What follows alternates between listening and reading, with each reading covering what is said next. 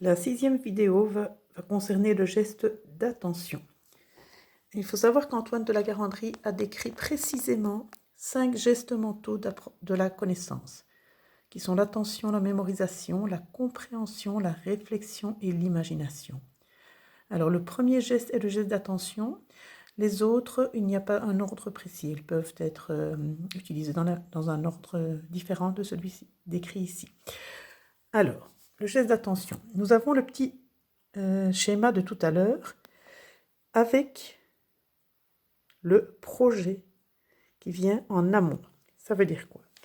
Ça veut dire que l'enfant va se mettre en projet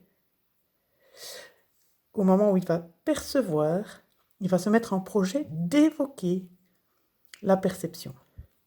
Donc ça veut dire, on va pouvoir lui dire, regarde ce que je vais te montrer, parce qu'après, tu auras à le faire vivre dans ta tête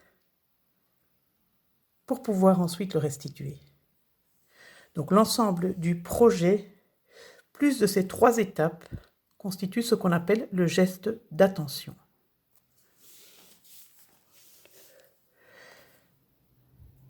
Donc, le geste d'attention, c'est le geste par lequel l'élève fait exister mentalement l'objet perçu. Alors, il entend avec le projet, ou plutôt il écoute avec le projet de réentendre, de voir ou de dire dans sa tête. Il regarde avec le projet de revoir, dire ou entendre dans sa tête. Donc, avant même de percevoir, je me donne le projet d'évoquer l'objet.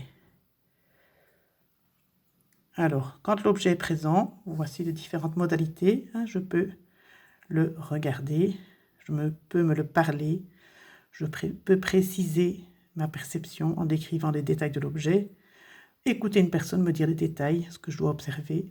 Voilà, donc ça passe par le canal de mes 5 sens. Ensuite, l'évocation. L'objet est absent, donc ça c'est très important. Ça veut dire que je vais quitter l'objet des yeux.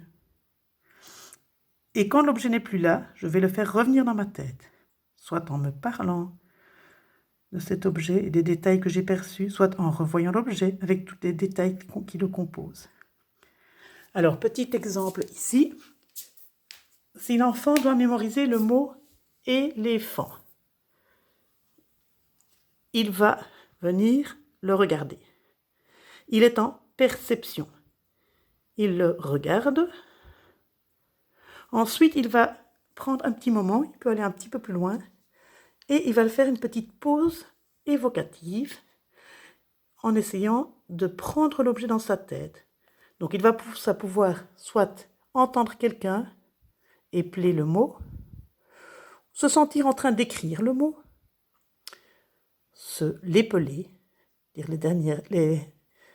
les différentes lettres, ou en avoir une image visuelle dans sa tête. Donc là, il est en train de construire son évocation. Quand il a construit son évocation, il va retourner à la perception pour comparer son évocation avec la perception. Peut-être qu'il y avait une erreur, peut-être qu'il avait écrit F au lieu de PH. C'est pas grave, il peut corriger dans sa tête. Il retourne en évocation et il refait le point. Quand il pense l'avoir en tête, il peut retourner à nouveau voir la perception et comparer son évocation avec la perception.